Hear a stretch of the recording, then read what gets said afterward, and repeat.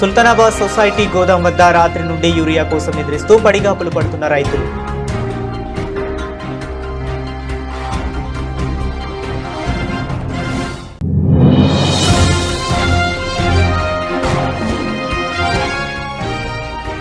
వేతనాలు పెంచాలని అడిగితే అక్రమ అరెస్టులు చేస్తారా? ఇదేనా ప్రజాపాలన అంటూ మండిపడ్డ తెలంగాణ కాంట్రాక్టు కార్మిక సంఘం రాష్ట్ర అధ్యక్షులు మద్దెల శ్రీనివాస్.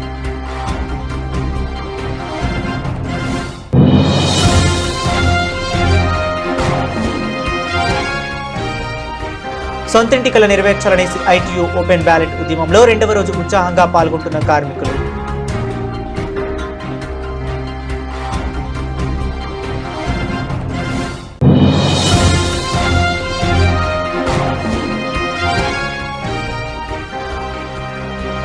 కామారెడ్డి బీసీ విజయోత్సవ సభను విజయవంతం చేయండి. Ramagundam municipal corporation BC cell అధ్యక్షులు గట్ల రమేష్.